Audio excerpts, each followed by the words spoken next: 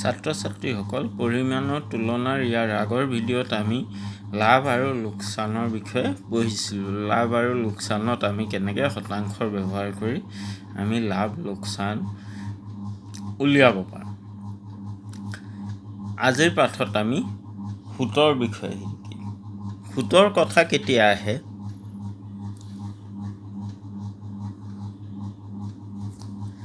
যেতিয়া আমি এটা নিৰ্দিষ্ট মানৰ টকা বা পইচা আমি ধাৰলৈ লওঁ বা ক'ৰবাত জমা কৰোঁ বা কাৰোবাক ধাৰলৈ দিওঁ, তেতিয়া সেই ধাৰলৈ দিয়া পইচাটো বা ধাৰলৈ লোৱা পইচাটোক আমি মূলধন বুলি কওঁ। কিন্তু সেই পইচাটো আমি যদি সেইজন মানুহক নিদি বা বেংকত জমা নথৈ আমি যদি কিবা বেলেগ কামত খটুৱালোহেঁতেন, সেই পইচাৰ পৰা আমি কিবা উপাৰ্জন কৰিব পাৰিলোহেঁতেন। কাৰণ সেই পইচাটো আমি ধাৰলৈ দিছোঁ বা ক'ৰবাত আমি বেংকত জমা থৈছোঁ, সেইকাৰণে আমাৰ সেই উপাৰ্জনৰ যিটো ৰাস্তা আছিলে সেইটো বন্ধ হৈ গ'ল। কাৰণ আমাৰ সেইপিনৰ পৰা উপাৰ্জন হোৱা নাই, সেইকাৰণে যেতিয়া পইচা ধাৰলৈ দিয়া হয়, তেতিয়া সেই মূলধনৰ উপৰিঞ্চিও এটা মানৰ টকা দিয়া হয়। যেনেকৈ ধৰি লোৱা আমি এটা বেংকত 50,000 টকা জমা থ'লোঁ। ফিক্স ডিপ'জিট ধৰি লোৱা, ফিক্স ডিপ'জিটে কৰি, তেনেহ'লে আমাৰ ফিক্স ডিপ'জিটটো এবছৰৰ পিছত যেতিয়া যেতিয়া আমি উঠালোঁ, সেইটো সময়ত আমাৰ সেই পইচাটো হৈ গ'ল 52,000। 50,000 জমা কৰিছিলোঁ, আমি কিমান পালোঁ? 52,000। আমাৰ এই 50,000 টকাটো কি আছিলে? মূলধন বুলি কয় ইয়াক। 50,000 টকাটোক আমাৰ কি কোৱা হ'ব? মূলধন।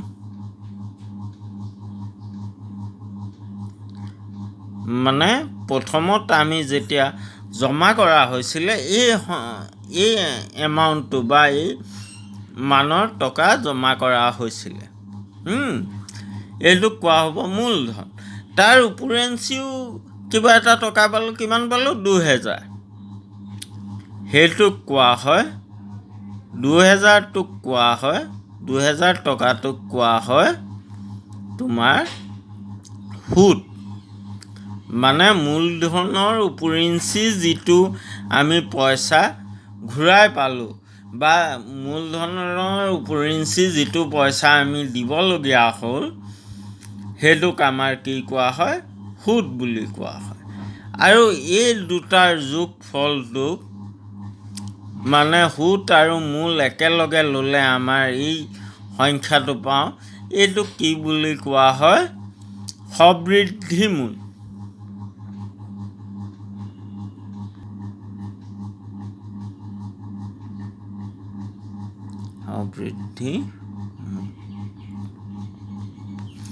মানে আমাৰ মূলধনৰ উপৰিঞ্চি যিটো পইচা পালোঁ, গোটেইটোক একেলগে কি কোৱা হ'ব? সবৃদ্ধি মূল। মূলধন আৰু সুতক লগ লাগি যিটো পাম, সেইটো সবৃদ্ধি মূল।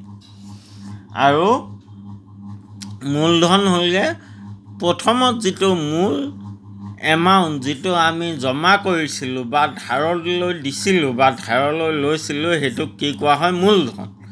আৰু যিটো টকা আমি উপৰিঞ্চি পালোঁ, সেইটোক কোৱা হয় সুত। এতিয়া চোৱা, এতিয়া মই 50,000 থ'লোঁ, কোনোবাই 52,000ও থ'ব পাৰে, কোনোবাই 10,000ও থ'ব পাৰে। তাৰপিছত কোনোবাই এবছৰ, এইটো আমি এবছৰৰ কাৰণে কৈছিলোঁ, হয়নে নহয়? কোনোবাই এবছৰৰ কাৰণে থ'ব পাৰে, কোনোবাই 2 বছৰৰ কাৰণে থ'ব পাৰে। প্ৰতিটো এমাউণ্টৰ কাৰণে, মানে 1ৰ পৰা পূৰা যিমান সংখ্যা থাকিব, গোটেইবোৰ এমাউণ্টৰ কাৰণে বেংকে বা কোনোবা মানুহে সুতবোৰ লিখি যাব পাৰিবনে? যে ইমান টকা এবছৰৰ কাৰণে ইমান ল'ম 2 বছৰৰ কাৰণে ইমান ল'ম লিখিব নোৱাৰে, হয়নে নহয়? সেইকাৰণে কি কয়, এটা কমন লৈ লয় যে আমি এটা ষ্টেণ্ডাৰ্ডাইজ কৰি দিওঁ বস্তুটো। কি কৰা হয় সেইটোৰ কাৰণে আমি শতকৰা হাৰ উলিয়াই আনো। সুতৰ বছৰি শতকৰা হাৰ উলিওৱা হয়।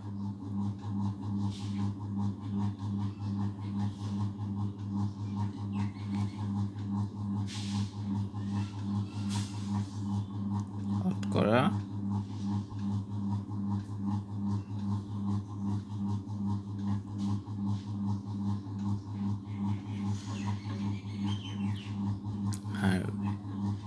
শতকৰা মানে আমি জানো 100ৰ ভিতৰত কিমান, বছৰি মানে কি এবছৰ।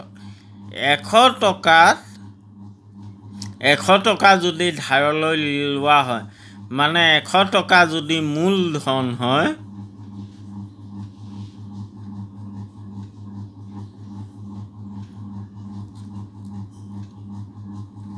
আৰু সেই টকাটো যদি এবছৰৰ কাৰণে লোৱা হয়, কেইবছৰ? এবছৰৰ কাৰণে, সময়, সুতৰ সময় বুলি কয়। ইয়াত আমি 50,000 টকাটো এবছৰৰ কাৰণে জমা থৈছিলোঁ, হয়নে নহয়? সেইকাৰণে এবছৰটো কি হয়, সুতৰ সময়। যদি আমি 2 বছৰৰ কাৰণে থওঁ তেনেহ'লে 2টো হৈ যাব সুতৰ সময়।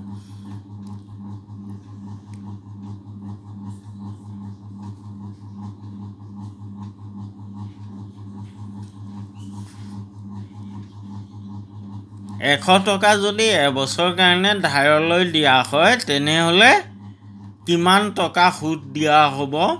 যেনিবা ধৰি লৈছোঁ আমি ইয়াত 10 টকা, 100 টকাত এবছৰত 10 টকা দিয়া হয় বুলি ক'লে। তেনেহ'লে কি হ'ব আমি চাই লওঁ। এইটো বুজি পাইছানে যে আমি এটা ষ্টেণ্ডাৰ্ডাইজ ফৰ্মত লৈ যাওঁ, যে 2000 বুলি নকওঁ, আমি 100 টকাত এবছৰত কিমান সুদ দিয়া হয়। আমি তাতে ধৰি লৈছোঁ যে 100 টকাত এবছৰত সুদ দিয়া হয় 10 টকা। আমাৰ কিন্তু এটা বস্তু এতিয়াই কৈ দিছোঁ, আগতে ক'বলৈ থাকি গ'ল মোৰ। সুতৰ কিন্তু দুটা ভাগ আছে, এটা সৰল সুত আৰু এটা চক্ৰবৃদ্ধি সুত। আমি এই পাঠত কিন্তু সৰল সুতৰ বিষয়ে পাম, চক্ৰবৃদ্ধি সুতৰ বিষয়ে আমি আমাৰ নেক্সট ক্লাছত মানে ক্লাছ 8ত পাম। এতিয়া এই আমাক এইটো দিয়া আছে, এইটোক আৰু এক ধৰণে লিখা হয়। মানে কথাটো কেনেকুৱা যে 100 টকাত 10 টকা, মানে সেইটোক 10% বুলি লিখিব পাৰোঁনে নাই? 100 টকাত 10 টকা মানে 100ৰ ভিতৰত 10, মানে 10%। কেইবছৰত? এবছৰ। এইটো কেনেকৈ? প্ৰতি বছৰ। এইটো কেনেকৈও লিখে, শতাংশ সুদ বুলিও কোৱা হয় এইটো। এনেকৈ লিখিলে আমি কি ক'ম? শতাংশ সুদ।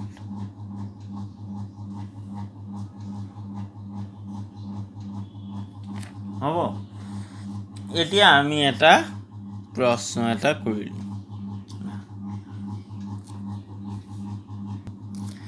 ইয়াত আমি প্ৰশ্নটো লৈছোঁ, অমলে বছৰি 20% সুতৰ হাৰত 6,000 টকা ধাৰলৈ ল'লে তেওঁ এবছৰৰ শেষত দিবলগীয়া সুতৰ পৰিমাণ ওলোৱা। হ'ল।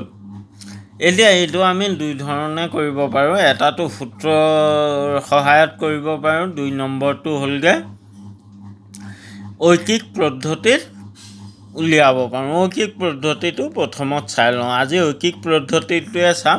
আমাৰ নেক্সট ভিডিঅ'ত আমি সূত্ৰৰ সহায়ত কেনেকৈ এইবোৰ এনেকুৱা ধৰণৰ প্ৰশ্ন কৰিব পাৰোঁ সেইটো আমি চাম। এতিয়া কি কৈছে, অমলে বছৰি 20% সুতৰ হাৰত 6,000 টকা ধাৰলৈ ল'লে তেওঁ এবছৰ শেষত দিব লগা সুতৰ পৰিমাণ উলিওৱা। এতিয়া অমলে বছৰি কিমান শতাংশ সুতৰ হাৰত লৈছে? 20%, হয়নে নহয়? এইটোক আমি এনেধৰণে লিখিব পাৰোঁ নে নাই? 100 টকাত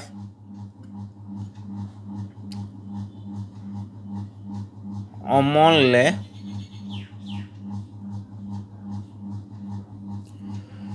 প্ৰতি বছৰ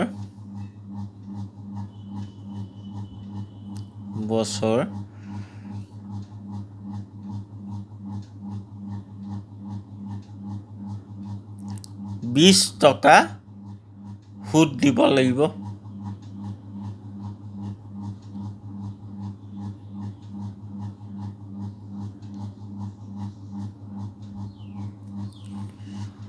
এশ টকাত অমলে প্ৰতি বছৰ 20 টকা সুদ দিব লাগিব। কিন্তু অমলে ইয়াত ধাৰত কিমান ল'লে? 6,000 টকা। তেনেহ'লে এটকাত অমলে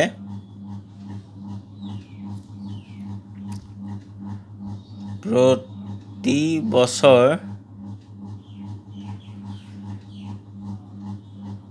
দিবলগীয়া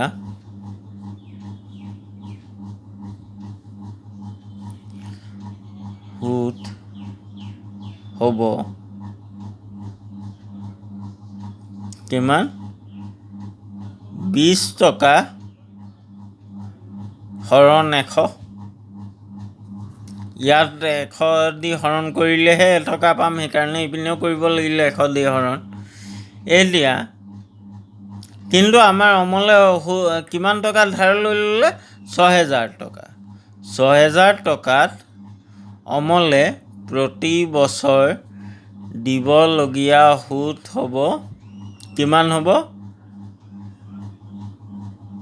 20 হৰণ 100 পূৰণ কি? 6,000। যাব তলত লিখিছোঁ, ইয়াত জেগাটো কম।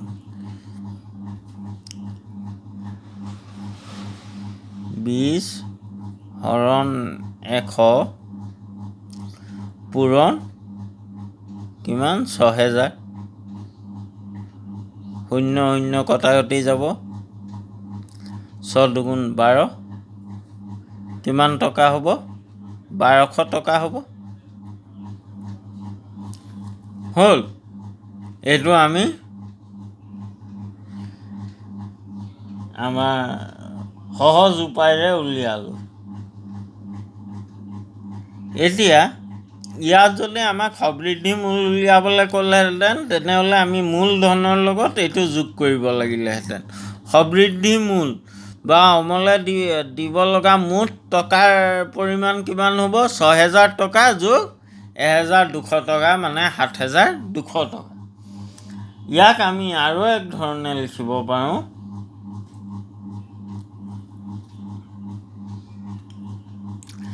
এইটোক আমি আৰু এক ধৰণে কৰিব পাৰোঁ।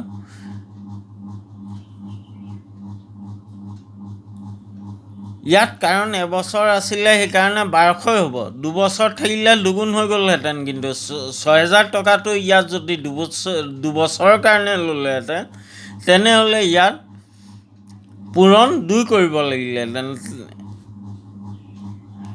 এইটোৰ আৰু এটা প্ৰশ্ন, এইটোৰে আৰু এটা ভাগ দেখাই দিওঁ। আমি আমাৰ সূত্ৰৰ সহায়ত কেনেকৈ কৰিম সেইটো দেখাই দিছোঁ, সূত্ৰটো দেখাই দিছোঁ। কিন্তু আমি সময়টো যদি ইয়াত এবছৰ নহয় 2 বছৰ হ'লহেঁতেন, বা ইয়াত সূতৰ হাৰটো বছৰি দিয়া আছে, এইটোৰ জেগাত যদি মাহিলী দিয়া হ'লে কি কৰিব লাগিব, সেইটো আমাৰ নেক্সট ভিডিঅ'টোত চাম। এতিয়া আমি সূত্ৰটো চাই লওঁ দেই। বা এনেকৈও কৰিব পাৰোঁ, বা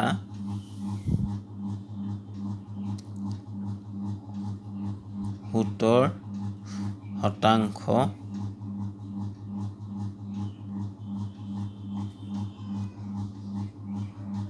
ইয়াত আগতে লিখি ল'ব লাগিব।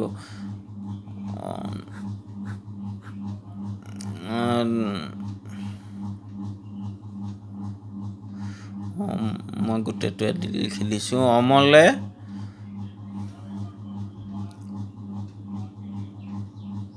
ধাৰলৈ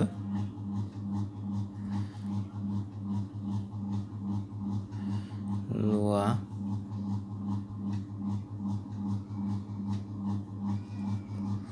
টকাৰ মূলধন কিমান হ'ব? মূলধন মানে মই কি কৈছিলোঁ, মূলধনক আমাৰ পি বুলিও লিখে। পি বুলি কিয় লিখে মই তলত দেখাই দিম। মূলধনক পি বুলিও লিখে। পি আমাৰ কি হ'ব? মূলধন আমাৰ ৬,০০০ টকা হ'ল। শতাংশ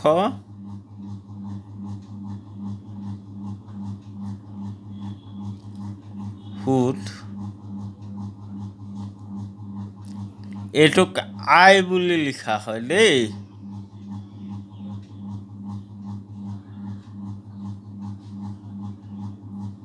আই নহয়, এইটোক আৰ বুলি লিখা হয়। শতাংশ সুদটো আৰ বুলি লিখা হয়। শতাংশ সুদ মানে কিমান? 20% বুলি কোৱা হৈছে প্ৰতি বছৰ। ইয়াত কাৰণ প্ৰতি বছৰ আছে আৰু ইয়াত অমলে এবছৰ কাৰণে লৈছে, সেইকাৰণে আমাৰ সুতৰ সময়টো কি হ'ব?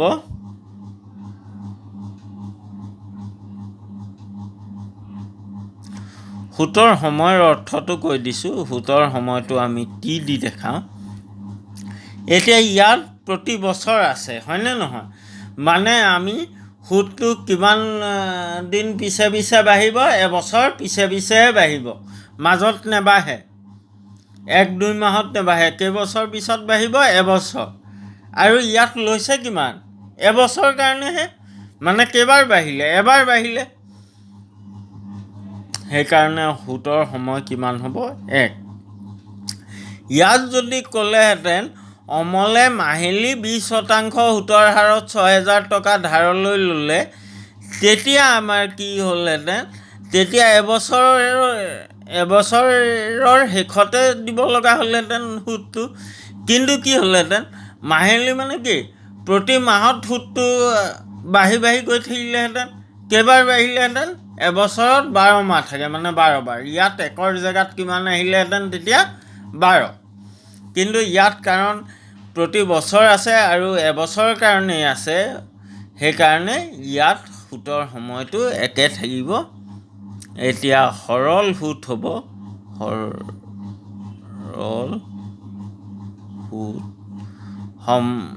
সৰল সুদক আমি আই বুলি লিখোঁ। সৰল সুদক কি বুলি লিখোঁ?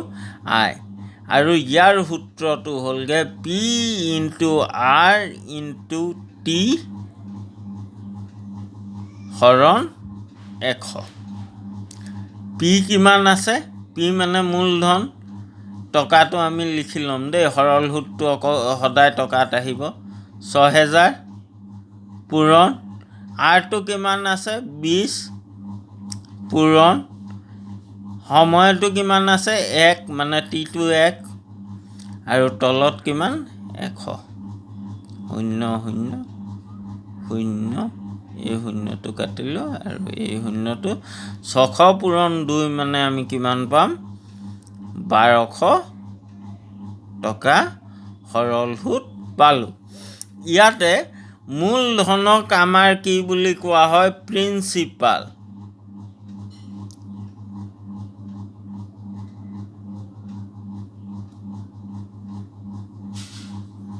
সেইকাৰণে ইয়াৰ প্ৰথম শব্দটো পি লিখা হয়। শতাংশ সুদ মানে কোৱা হয় ৰেট অফ ইণ্টাৰেষ্ট। সেইকাৰণে এই আৰটো ইয়াত আহিলে। আৰু এই সুতৰ সময়টো কোৱা হয় টাইম।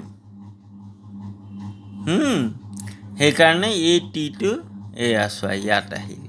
সৰল সুদ মানে কি? চিম্পল ইণ্টাৰেষ্ট এইটোক আই বুলি কমে কোৱা হয়, এইটোক S.I. বুলি কোৱা হয় দেই। এই বস্তুটো মোৰ ভুল হৈছিলে, এইটোক কোৱা হয় S.I. Simple interest,